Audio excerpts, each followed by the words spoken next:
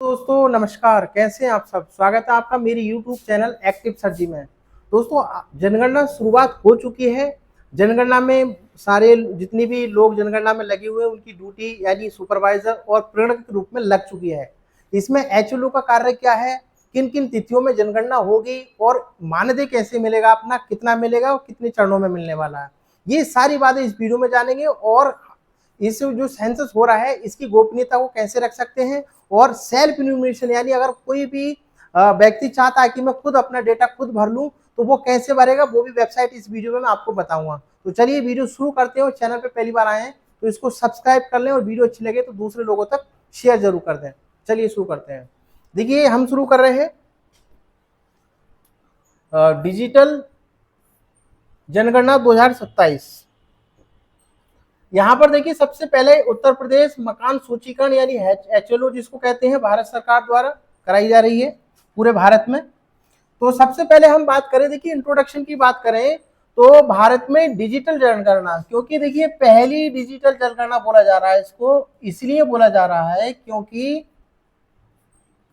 ये पूरी तरीके से डिजिटल होगी, क्योंकि इसमें जो भी डेटा लिया जाएगा मोबाइल ऐप के थ्रू सीधे सर्वर पर पहुंचेगा। ठीक है, तो 2027 की तैयारी पूरी हो चुकी है। उत्तर प्रदेश में प्रथम चरण का शेड्यूल भी जारी हो गया है और प्रगण को जिसको इन्यूमरेटर कहते हैं और नागरिकों की महत्वपूर्ण भूमिका क्या है ये हम आगे देखने वाले हैं।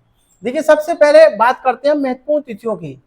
तो अगर आप सेल्फ इन्यूमरेशन यानी स्व गणना करना चाहते हैं, कोई भी व्यक्ति चाहता है कि मैं अपना डेटा खुद भर दूं और सही डेटा भर दूं, तो वो खुद भी भर सकता है। उसके लिए जो तिथि निर्धारित की गई है, आप 7 मई से लेकर के 21 मई 2026 तक खुद अपने घर बैठे अपना डेटा खुद भर सकते हैं।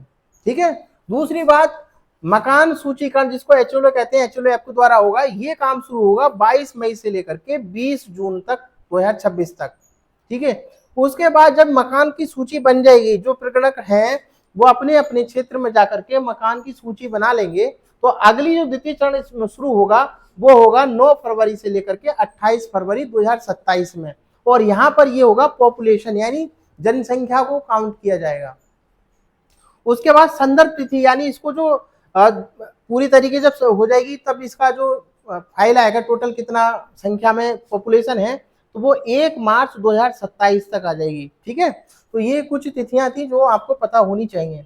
इसके अलावा हम बात करें प्रथम चरण में, तो प्रथम चरण का उद्देश्य क्या है, तो देखिए प्रत्येक भवन और परिवार की पहचान।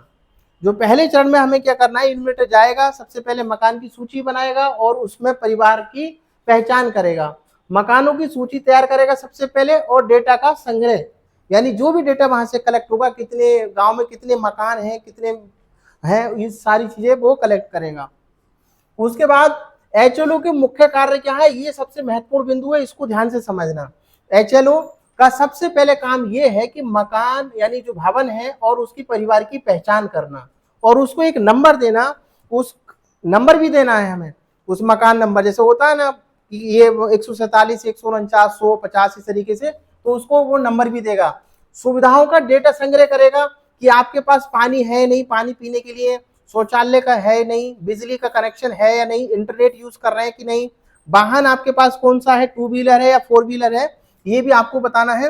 मकानों को नंबर देना भी HLO यानी जो करेगा प्रगणक, और लेआउट मैप तैयार करना। HLO का सबसे महत्वपूर्ण और सबसे पहला कार्य है लेआउट तैयार करना। इसमें थोड़ा सा मैं बता दूं हमें कैसे बनाना है। हमें नॉर्थ से साउथ की तरफ, नॉर्थ से साउथ, नॉर्थ साउथ, और ये हमारा ईस्ट और ये वेस्ट, यानी जब भी प्रगणक जाएगा गांव में तो सबसे पहला काम उसको वैसे मैप मिलेगा, लेकिन उस मैप के थ्रू ही हमें अपना एक नया मैप तैयार करना है। हमें नॉर्थ से शुरू करना है और साउथ की तरफ जाना है, इसको आप याद रखेंगे। ठीक है, ये HLO का सबसे महत्वपूर्ण कार्य है। उसके बाद देखिए डिजिटल जनगणना एवं ऐप के बारे में बात कर लेते हैं। तो देखिए census 2027 house listing HLO app के द्वारा होगी। डेटा डिजिटल रूप से भरा जाएगा और ORGI द्वारा लॉगिन, यानी इसके लिए देखिए एक आपको आईडी पासवर्ड मिलेगा, जिनकी भी ड्यूटी लगी है तो वो आईडी पासवर्ड मिलेगा। और अगर यहाँ पर देखो ORGI लिखा हुआ है तो इसका फुल फॉर्म होता है office of the registrar general, office of the registrar general and census commissioner of India.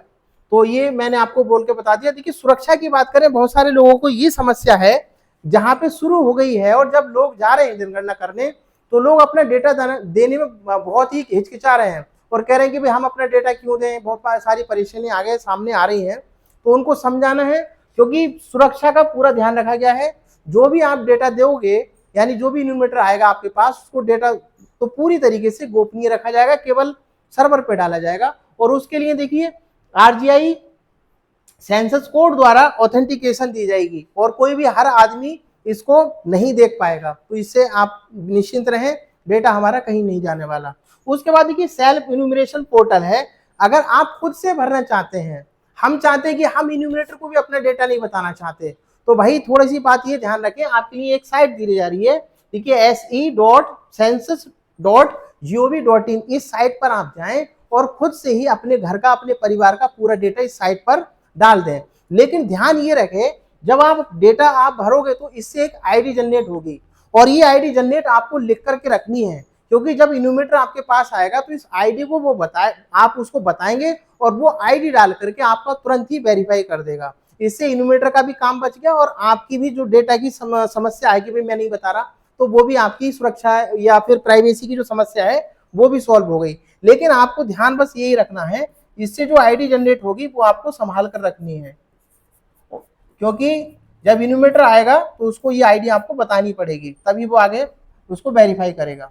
अगली बात कर देते हैं। देखिए सबसे बड़ा, क्योंकि पैसे के बिना तो कुछ होता ही नहीं, तो अगर एचओ ड्यूटी कर रहा है तो उसको क्या मान्यता मिलने वाला है, यानी जो इन्यूमरेटर, तो देखिए प्रथम चरण में जो हाउस लिस्टिंग का काम होगा उसके लिए आपको कितने रुपए, 9,000 रुपए मिलेंगे। कितने? 9,000। द्वितीय चरण में जब पॉपुलेशन काउंटिंग होगी तो उसके लिए सरकार ने 16,000 रुपए की पैसा रखा गया है। और देखिए प्रशिक्षण, क्योंकि प्रशिक्षण शुरू हो गए हैं, हर राज्य में अलग अलग है। जैसे यूपी की बात करें तो यूपी में शुरू हो गया है, और यहाँ पर हम बात करें तो आपको प्रशिक्षण का 400 रुपए प्रतिदिन, यानी 3 दिन प्रशिक्षण चलेगा इसमें, और एक दिन का आपको 400 यानी 1200 रुपए मिलेगा, और 200 रुपए आपको यहाँ पे खाने के मिलेंगे। तो ये आपको थोड़ा सा मानदेय और प्रशिक्षण के बारे में हमने बात की। आगे बढ़ते हैं, कानूनी प्रावधान क्या है। तो देखिए सेंसस एक्ट 1948 है, धारा 15 कहती है कि डेटा की गोपनीयता अनिवार्य है।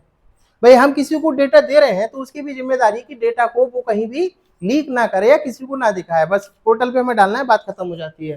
उसके बाद धारा 8 और 9 कहती है देखिए गलत जानकारी हमें नहीं देनी। अगर हम खुद भी भर रहे हैं, सेल्फ एन्यूमरेशन कर रहे हैं, तो हमें गलत डेटा नहीं भरना है, इससे भी समस्या आएगी।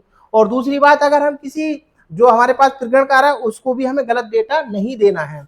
तो गलत जानकारी देना क्या है, अपराध माना गया धारा 8 और 9 के अंतर्गत। और देखिए कार्य में बाधा बिल्कुल नहीं डालनी है। इन्यूमरेटर जब भी घर आए तो उसे अपना डेटा सही सही बता दें, झगड़ने वाली कोई बात नहीं है कि हम नहीं देंगे ये वो, तो ये फिर एक अपराध की श्रेणी में आता है और इसके लिए आप पे कानूनी कार्रवाई भी हो सकती है। आगे बढ़ते हैं, देखिए विशेष निर्देश क्या है इसके लिए। तो बिना छत वाले, खास करके जो हमारे जो शिक्षक साथी जिनकी ड्यूटी लगी है, तो वो याद रखें बिना छत वाले ढांचे का मकान नहीं माना जाएगा। यानी कोई ऐसा व्यक्ति है गांव में जिसकी छत नहीं है और उसने 4 दीवारी बनाकर कैसे घेराघारी करके रह रहा है, वो छत नहीं है, तो उसको हम मकान नहीं मानेंगे, ये हमें याद रखना है। दूसरी बात, कुछ परिवार ऐसे होते हैं गांव में जिनका घर ही नहीं है और ऐसी झुग्गी झोपड़ी में रह रहे हैं, तो उन बेघर परिवारों की भी हमें गणना करनी है। द्वितीय चरण में क्या करना है, द्वितीय चरण में हमें पॉपुलेशन की संख्या काउंट करनी है, जो कि 2027 में होगा। ठीक है, अब देखिए निष्कर्ष क्या है। तो डिजिटल जनगणना 2027 एक महत्वपूर्ण राष्ट्रीय अभियान है। इसमें सटीक डेटा, और सटीक डेटा अगर आप दोगे, समस्या ये होती है कुछ लोग कहते हैं भाई हमारे डेटा से क्या हो जाएगा। भाई आपके डेटा से ही सब कुछ होगा, क्योंकि जो आगे नीतियां बनेंगी या आपका सांसद चुना जाएगा या फिर विधायक चुना जाएगा, तो वो वही संख्या के आधार पर ही, तो जब आप पढ़ोगे समझोगे कि भाई 10 लाख पर एक सांसद होता, तो जब जनसंख्या ही तो डिसाइड करती है, तो वो आपके डेटा से बहुत फर्क पड़ता है। ये ना सोचे कि हम डेटा ना दे रहे तो हमसे क्या हो जाएगा। और देखिए सभी नागरिकों की भागीदारी इसमें आवश्यक है, तो यहाँ पर इस बात का ध्यान रखें। तो ये वीडियो आपको कैसी लगी जरूर बताना। वीडियो में कुछ भी थोड़ा सा भी अच्छा लगा हो, और अगर लगता है कि दूसरे लोग भी इससे कुछ जानकारी हासिल कर सकते हैं, तो इस वीडियो को शेयर कर दो दबा करके जितना हो सके। तो चलिए मिलते हैं नेक्स्ट वीडियो में। वीडियो देखने के लिए बहुत बहुत धन्यवाद। नमस्कार।